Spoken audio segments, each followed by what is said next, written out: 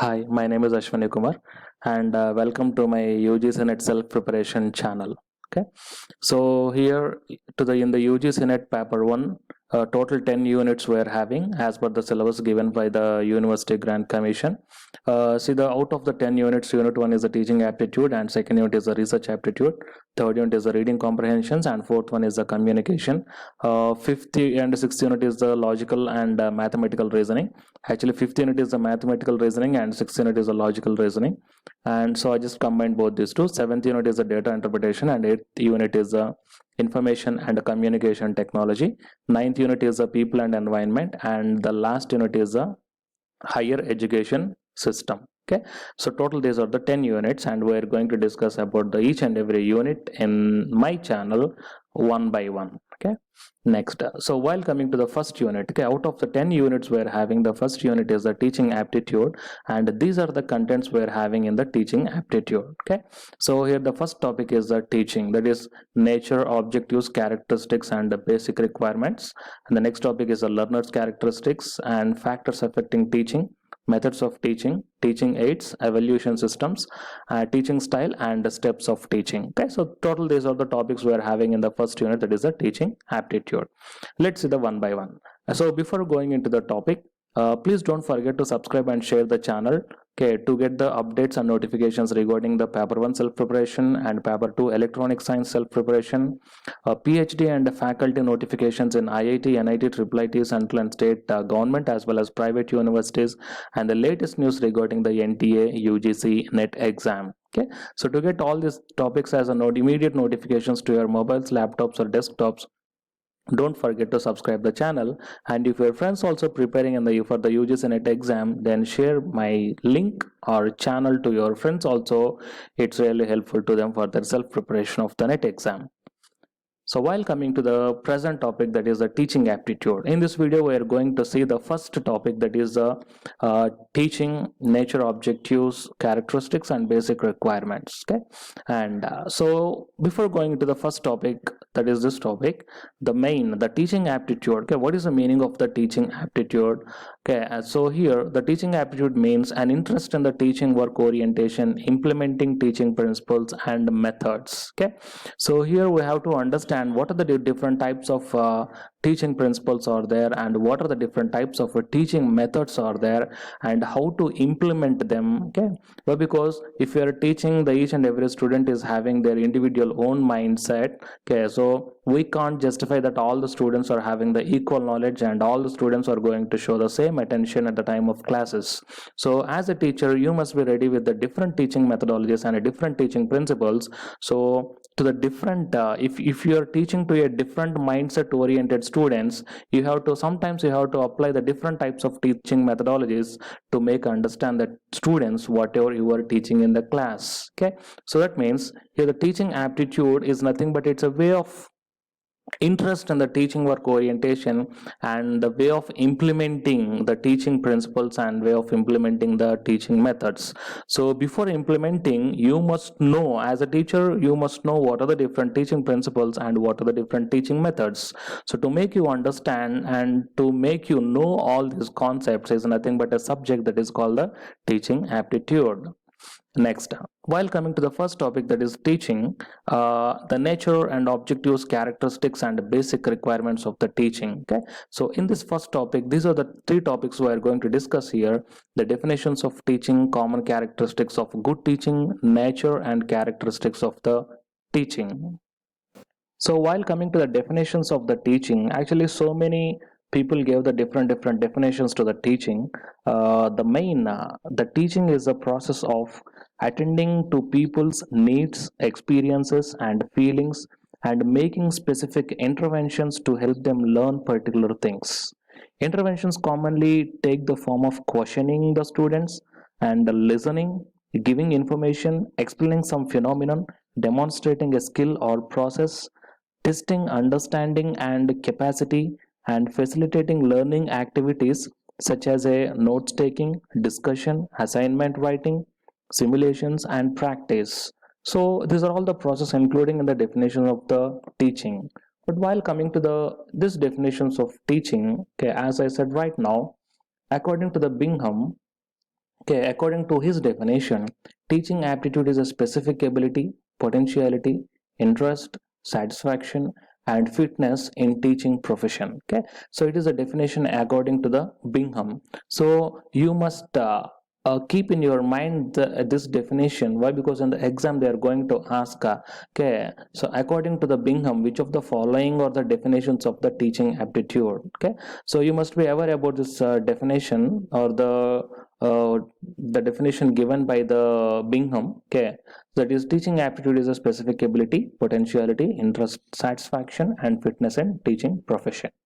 Next, according to Smith in 1947, according to him, consider teaching as a tripolar process. That means Smith considered the teaching as a tripolar process. Out of this tripolar, that means three. Okay, so out of this three, the first one is agent or source producing learning, which may be human or material. Okay, that means teaching might be the human or it might be the material, that is, it is going to provide some sources to the learners. Okay, so if I'm a teacher, if I'm explaining, if I'm giving some sources to the student, then I comes under the human being. And if anyone material is giving some knowledge to the student, or if it is acting as a source of learning to the student, then that material is also comes under the definition of the teaching. Okay, next, teaching is a goal or target to be achieved, and teaching is intervening variables consisting of learning or teaching situation involving human or physical conditions and different types of instructional methods. Okay, so total these are the three processes that is going to be defined by the Smith in 1947. So these three are called as a tripolar process. So in the exam they may ask you that which of the following is the definition according to the Smith. Okay, they may give any one of the three, or they may give all the three. If all the three they given, then the fourth option might be the all the above. Okay, so you must be aware about this three process or a tripolar process given by the Smith. Next, as per the definition of the Amidon, teaching is a process of interaction between the teacher and the taught as a cooperative enterprise, as a two-way traffic. Okay, that means if you are teaching to your students, okay, here as per the Amidon, the teaching is a process of interaction between the teachers and the students. Okay, so it must be like a two-way traffic, or it must be like a duplex. Okay, so it must be not like a passive. Okay, so passive means if the teacher is teaching continuously and if the students are listening continuously, it is not the correct way of teaching. The students has to react to your teaching, and you have to react to the doubts asked or questions asked by the students. That means it must be like a two-way traffic. Okay, so that is the definition of the teaching as per the Amidon given in 1967. Next, teaching, the few more definitions are: teaching is a social process in which teacher influences the behavior of the less experienced people. Less experienced people means in the aspect of knowledge what you are teaching, and helps him or her to develop according to the needs of the society. Okay, so teaching is also called as it's a social process. Next, teaching is also an art and a science as well. It is a professional activity involving teacher and student with a view to the development of the student. Okay, so here the thing is that teaching is nothing but here we have to look about the development of the student by taking the two-way traffic. So next topic, that is common characteristics of the good teaching. So, according to the UNESCO 2004, the main characteristics of good teaching relate to number of broad categories. Okay, so here the categories are: first one is the relevance. Okay, so relevance of the teaching content, in particular alignment with the curriculum. Okay, so here whatever the curriculum is there, your teaching content must be as per the curriculum exactly. Okay, and sufficient learning time. Okay, this refers to the time devoted to actual teaching as opposed to the official hours set in the curriculum.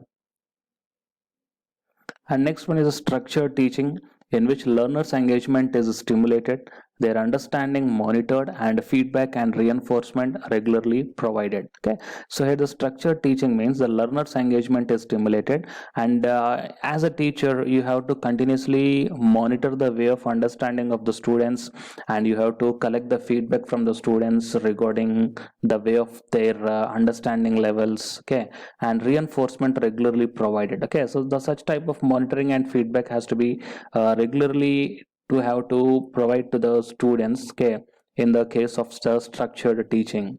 Next, a conducive classroom environment with in particular a task oriented climate, mutual respect between the students and teacher and among students themselves, as okay, themselves, and orderliness and safety. Okay, so here a conducive classroom environment means your teaching is must be a task oriented climate must be there in the classroom, and there must be a mutual respect between the student and a teacher, and each and every, I mean, the respect has to be maintained among the students themselves, as okay, and the safety and orderliness must be there.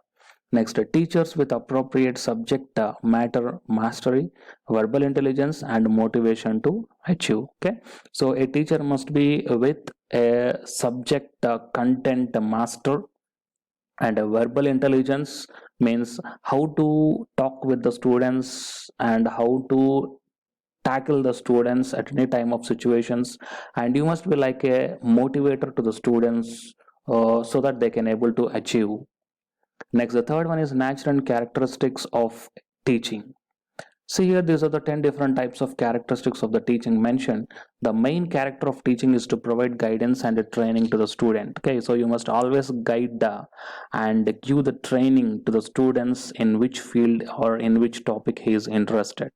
So teaching is interaction between the students and teacher. Okay, and teaching is an art to give the knowledge to students with effective way. So here the thing is that whatever the content is there in the teacher, that is not the important, that that content has to be delivered, that means your knowledge has to be delivered to the students with very effective way. Next, teaching is a science to educate fact and the causes of different topics of different subjects. Next, teaching is a continuous process. Okay, that means it's a never end process. Teacher can teach effectively if he has full confidence on the subject. Okay, if the teacher is having full confidence and full grip on the subject, then only he can teach effectively to the students so that the students can able to understand very well. Next, teaching encourages students to learn more and more. Okay, that means the way you are teaching. Okay, if you are a good teaching, then the good characteristic is that it encourages the students to learn more and more regarding the topics whatever you are discussing in the classroom. Next, teaching is formal as well as informal. Teaching is communication of information to students. In teaching, the teacher imparts information in interesting ways so that the students can understand the info, easily understand the information. Okay, that means whatever the difficult topics are there, it is the task to the teacher that the teacher has to deliver that difficult subject in a easily understandable manner. Okay, it is one of the good characteristics of the teacher.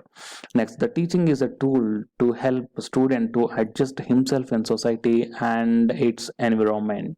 Okay, so teaching is not only the subject oriented, whatever the concept you are explaining in the classroom, it's also a tool to help the student to adjust himself. That means how to handle the others and how to talk with the others and how to mingle with the society and in its environment also. Okay, so these are all the nature and characteristics of teaching. The next topic we are going to discuss in the next video is learner characteristics. Okay, that we are going to see in the next video. So please don't forget to subscribe and share the channel, okay, to make the self preparation of the paper 1 and to get the notifications regarding the PhD and the faculty positions in reputed colleges, and to get the latest news regarding the NTI UGC NET. And in this channel also, we are also discussing about the 6,000 MCQs, that means 6,000 questions, okay, multiple choice questions regarding the previous year questions of the UGC NET exam. Okay, so please don't forget to subscribe the channel. Thank you.